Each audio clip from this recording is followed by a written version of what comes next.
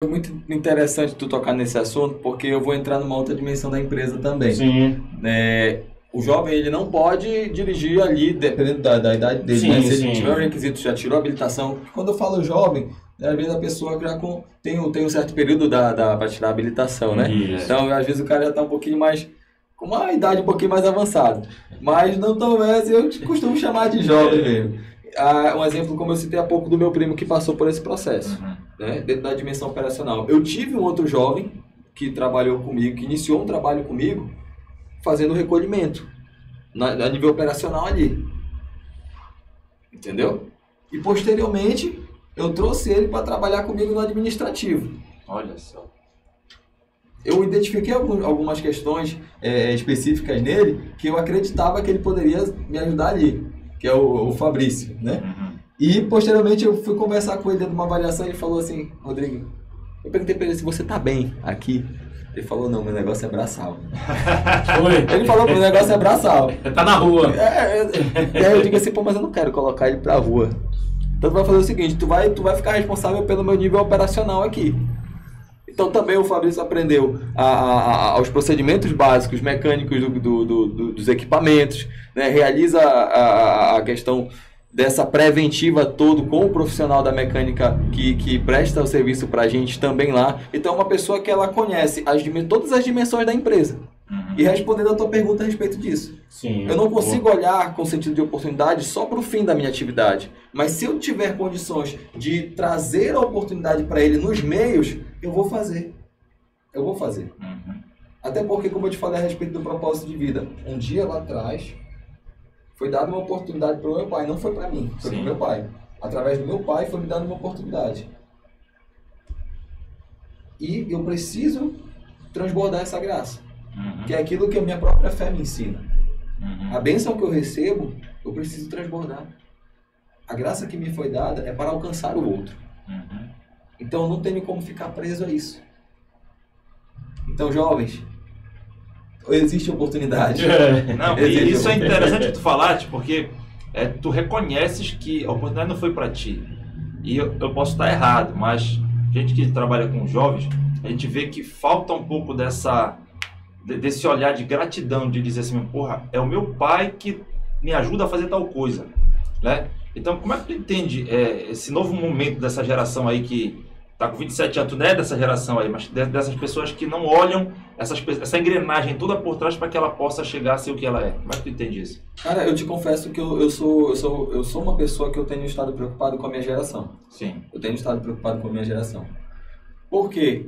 Porque é uma geração que tem tudo na mão. Magabe, lá atrás, no início do teu processo, Márcio, dentro da tua realidade específica de vida, o que vocês tinham de recursos para trabalhar? Nada, sério. O pai teve que largar a carreira de jogador na época de jovem, porque ele precisava trabalhar. Isso ele falou aqui no programa. Pois é. Que ele precisava trabalhar. Quem sabe meu pai hoje não poderia ser um profissional. Sim. Mas ele teve que largar para poder trabalhar. Eu já tive uma condição diferente. Ele me deu a oportunidade de eu ver o meu sonho e posteriormente viver a questão do trabalho.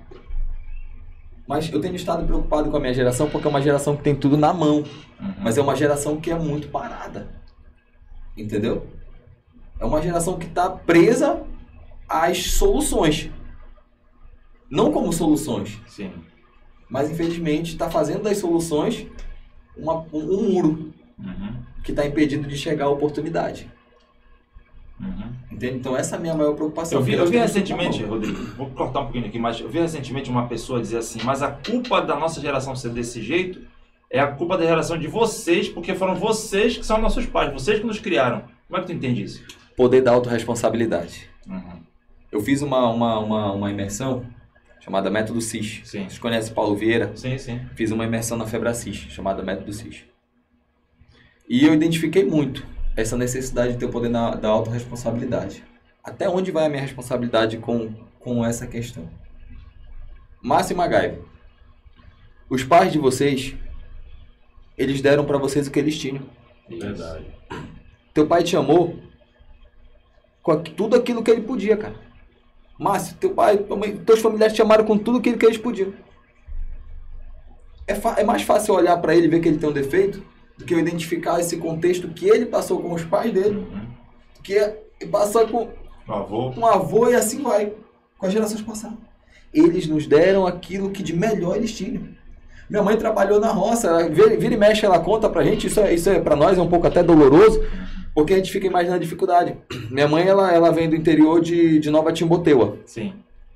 Então, minha mãe é daquela época que ela ficava na beira da estrada para poder esperar o caminhão da pimenta passar, que naquela época era o japonês, né? Que era muito forte isso para lá, para poder ir para lá catar pimenta.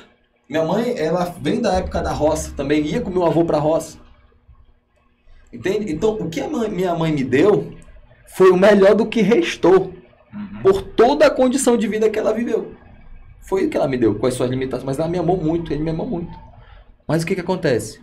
Quando eu te falo a respeito desse muro que está se criando, e essa minha geração, ela tem essa limitação, é muito mais fácil de eu jogar a culpa no outro do que favorecer para minha responsabilidade, que a vida depende de mim. Imagina só, se quando eu recebi a oportunidade que meu pai me deu, eu tivesse me acomodado pelo fato, porque querendo ou não, quando tu fala em empresário, ecoa, cara, o cara é empresário, velho. É o status. O cara não sabe que tu acorda às 5 da manhã todo dia.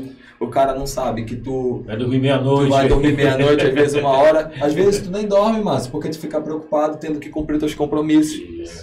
Tu tem que ficar pensando no plano A, no B e no C. Aquela ansiedade, nem dorme. Tu não dorme. Então, se eu tivesse ficado no aconchego do status, eu não teria alcançado o que eu já consegui alcançar hoje. Que pela graça de Deus foi bastante coisa pra mim. Eu quero parar por aí? Não quero. Claro. Porque eu acredito no meu potencial. Eu acredito que eu tenho condições de impactar muitas e muitas pessoas. E isso é uma evolução do meu processo profissional que virá. Né? Mais um spoiler aí pra galera. Estou trabalhando em cima disso. Então, quando eu trago essa visão para autorresponsabilidade, eu vou entendendo que a minha vida, ela depende dos passos que eu darei, do direcionamento que eu vou ter. Porque é muito mais fácil eu te culpar pelo meu fracasso. Um exemplo, eu já tive 2 experiências profissionais fora dessa realidade da empresa. Meu pai deixou eu viver. Tive 2 outros negócios. Não consegui evoluir nos 2. Isso me torna uma pessoa ruim? Isso me torna um mau profissional? Não me torna. Foram experiências que eu vivi que em algum momento eu deixei de fazer alguma coisa para que esse processo ele caminhasse para frente e ele estagnou. E não foi adiante. De quem é a responsabilidade? Do meu colaborador que não fez aquilo que era para ele fazer? Ele tem parcela. Mas a responsabilidade é minha. Porque eu era o gestor. Sim. Eu era o gestor. E a partir disso, qual que é o meu papel? Gerenciar o meu negócio. Então, o poder da autorresponsabilidade, ele vai trazendo para ti uma visão que tu precisas fazer por ti. Oportunidade, meu amigo, tem. Cita para mim uma oportunidade que tu tem diariamente. Falar, Márcio. É a única que eu tenho. Eu também. Mas eu acho que viver é a maior. Cara, tu tem oportunidade de viver. O Saúde, dia já começou, cara. Verdade. Tu já é um vencedor. Tem um empresário, um empreendedor, o Geraldo Rufino. O cara, ele é sensacional. Ele usa um termo que ele diz assim, tu já é um vencedor. Porque dentre os muitos espermatozoides que tinham a oportunidade de nascer, tu vencestes aquela ali. Dos escolhidos, né? Tu foste dos escolhidos. Tu venceu, cara. O fato de estar com saúde. Tu tá vivendo, dia, tu acordou. Verdade. Bota pra frente. Dificuldade todo mundo vai ter. Vai. Mas se eu ficar preso na dificuldade, eu vou me fechar. E aquilo que eu tenho como virtude não vai desenvolver. Não vai desenvolver. Um exemplo. A nossa realidade quanto missão da igreja lá, né? Sim. Todos os nossos membros têm as suas particularidades. Todos nós somos formados pela graça de Deus. Mas nós somos convidados a exercer isso tudo em favor dos outros. Nós temos dons. Então, se eu ficar preso somente à dificuldade do que eu não tenho tempo, de que eu estou cansado, de que eu tô isso, que eu tô aquilo, eu não vou fazer, cara. Não vai, é verdade. E aí, aquilo que eu tenho, alguém pode estar precisando. É aquela ideia de crescer e contribuir. Crescer e contribuir. Uhum. Entende? Por isso que dá pouco nos bastidores a gente falava, né? Não tem como falar do Rodrigo somente Isso. dentro dessa realidade de empresa, dessa Sim. realidade de empreendedorismo. Porque é um todo. Eu sou esse todo. Uhum. Que eu costumo dizer que eu sou pequenos fragmentos das experiências que eu vivo. Eu vou me tornando. E aí, voltando para aquela questão que você perguntou para mim, né? Poder da autorresponsabilidade. Uhum. Tu falaste uma palavra interessante, contribuição. De que maneira tu acha que tu tá contribuindo para essa geração? Cara, eu acredito que eu estou caminhando. Uhum. Eu ainda estou aquilo ali, eu diria assim, que uns 10%. Por que eu te falo que eu estou uns 10% ainda do que eu posso contribuir? Sim. Porque eu ainda estou no início de caminhada. Um exemplo, como eu falei para vocês também ainda há pouco, eu sempre atuei nos bastidores Sim. das muitas coisas. Da dimensão privada, da dimensão política, da dimensão social, da minha dimensão até mesmo da missão. Só que chega um momento que tu vai sentindo que o teu propósito de vida, como eu falei, ele vai te motivando. Claro. E isso deve convencer primeiramente aqueles que estão contigo. Por exemplo, o William está aqui comigo. Sim. É meu amigo, meu irmão, crescemos juntos. Uhum. A gente quebrava vasos lá da avó dele, brincando bola no pátio, está aqui comigo. É uma pessoa que acredita em mim. Mas é uma pessoa que convive comigo. É uma pessoa que vive a missão comigo. É uma pessoa que vive a dimensão privada comigo. E de alguma forma, não está olhando para as minhas limitações, mas está olhando para as oportunidades. Então, como é que eu posso contribuir hoje, Magai? Mostrando um pouco mais do que eu sou. Uhum. Mostrando que é possível. Mostrando que aquilo que eu vivi, não necessariamente a outra pessoa vai viver, mas que a minha vida possa ser exemplo para ele. Cara, ele saiu dali, ele passou por isso aqui, ele viveu aqui. Como eu te falei, atuo na área privada por meio da empresa. Uhum. Atuo dentro do segmento religioso por meio da missão do ministério, que foi uma das coisas que me faz cada dia ser melhor.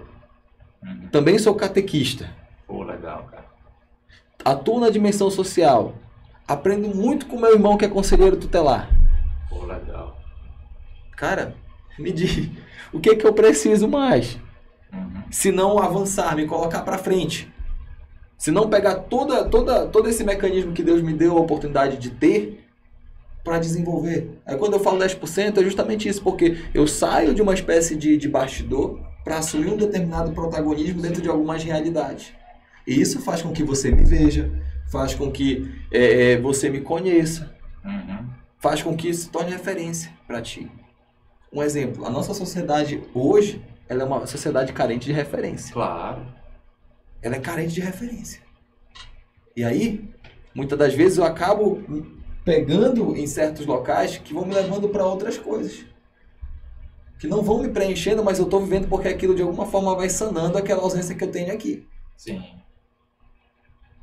E aí, aonde eu vou caminhando por caminhos tortuosos, por caminhos ruins. E percebe, que tipo de característica esses caminhos ruins eles te dão? A primeira coisa que te tira, cara, é a ausência da tua dignidade. É verdade. Primeira coisa. Quando tira a tua dignidade, tu não consegue mais transmitir confiança. Não consegue transmitir nem a possibilidade de esperança. Uhum. Porque existe um contexto aqui que está te olhando diferente. E aí a tua jornada ela se torna mais difícil ainda. Isso é verdade. Porque tu precisa dar aquela história da volta por cima. Diferentemente quando tu, apesar das tuas dificuldades, tu opta por esse caminho aqui. Se é pra doer, cara, que seja pela dor Uhum. de um caminho que vai te levar pra algum lugar positivo. Sim, sim. Jovem, vocês que estão me escutando hoje, aproveito para pedir licença, Vai né, lá, para vocês. vai, a câmera é sua aqui pra Cara, você. Você jovem que está me ouvindo hoje, talvez você não tenha tido a oportunidade de ouvir o que eu te falei. Que eu vou te falar agora, na verdade. Uhum. Do seu pai, da sua mãe, de um amigo seu, de uma pessoa que te ama, mas nunca te disse. Você é extraordinário.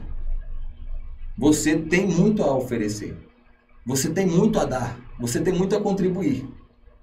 Não coloque mais a culpa do seu fracasso do agora no seu pai ou na sua mãe ou naquela pessoa que é responsável por você. Acredite, eles estão te dando o máximo que eles podem. Assuma para si o protagonismo da sua história. Seja líder de si mesmo e desbrave esse mundo de oportunidade que temos hoje. Tá certo. Se não é uma entrevista, é uma palestra, É né? uma palestra, né? Fala,